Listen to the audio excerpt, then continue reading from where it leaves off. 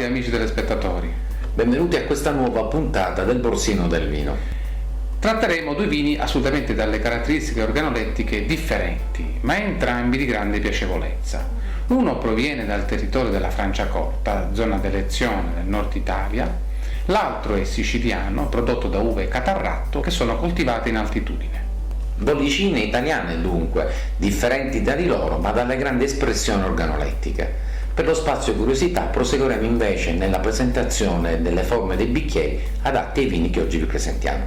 Il primo è un metodo classico, proviene quindi dalla Franciacorta ed è ottenuto da Chardonnay e Pinot Nero. La Franciacorta, zona d'elezione per i vini spumanti, questa zona prende il suo nome dal lontano Medioevo, veniva definita Franc-Courte, ossia zona franca, essendo stata dichiarata esenta dal pagamento delle tasse perché era in gestione ad alcune congregazioni religiose. Oggi abbiamo anche il piacere quindi di presentarvi un vino sicuramente rappresentativo di questa zona che è prodotto dall'azienda Maiolini e si tratta dell'Electo Brut, è un millesimato 2000. I vitigni utilizzati per questo vino sono lo Chardonnay e il Pinot Nero. La particolarità sta nella doppia fermentazione perché vengono vinificati separatamente ad una temperatura costante di 18 gradi. Il Pinot Nero, e questa è un'altra caratteristica di questo vino che vi stiamo proponendo, viene conservato praticamente in delle botti di legno. Successivamente entrambi i vini vengono assemblati sui lieviti per circa 36 mesi. Al naso si presentano tutti i sentori del terziario e della frutta matura. In bocca è quanto mai pieno, elegante, morbido, nonché mostra sentori aromatici speziati e di frutta matura. Per questa sua struttura, questo corpo così avvolgente e morbido, abbiamo pensato di abbinarlo ad un risotto ai funghi porcini. Il suo valore medio di mercato, lo state vedendo adesso nel grafico, rientra nella nostra fascia C di valutazione ed è di €35 a bottiglia. Pur essendo un costo di una certa consistenza, è assolutamente adeguato alla grande qualità del prodotto. Il secondo vino spumante che vi presentiamo invece porta in elezione addirittura il Cataratto siciliano ed è prodotto nella zona Madonita.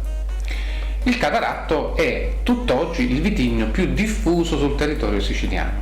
Pensate, dei circa 110.000 ettari vitati, il 45% è ancora a Cataratto con tutte le sue varietà. Però in questi ultimi tempi il Cataratto dal punto di vista qualitativo ha fatto dei notevoli passi avanti. Il vino che vi presentiamo oggi è il Castellucci Miano Brut, prodotto appunto da uve Cataratto. Ci troviamo a Valle d'Olmo, in provincia di Palermo, a 800 metri di altitudine. Qui il Cataratto subisce particolari escursioni termiche che legano dei aromi, dei profumi che ritroviamo poi nel bicchiere. Il vino è prodotto con metodo Charmat.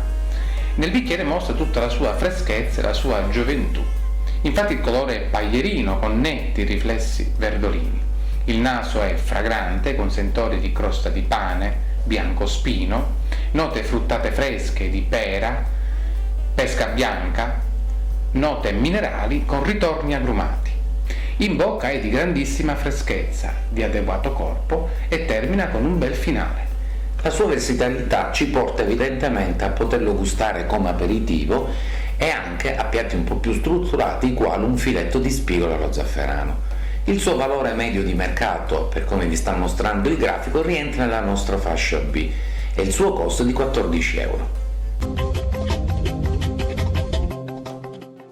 Per lo spazio curiosità proseguiamo sull'argomento delle varie forme dei bicchieri da degustazione adatte ai vini che vi abbiamo presentato. Per un vino spumeggiante, morbido o abboccato a base di uve moscate o di malvasia vi consigliamo un calice un po' più grande. Per il classico Brut invece un calice alto leggermente più stretto. Vi diciamo subito che la classica Foot oggi è un po' desueta proprio per la difficoltà che pone nel suo utilizzo.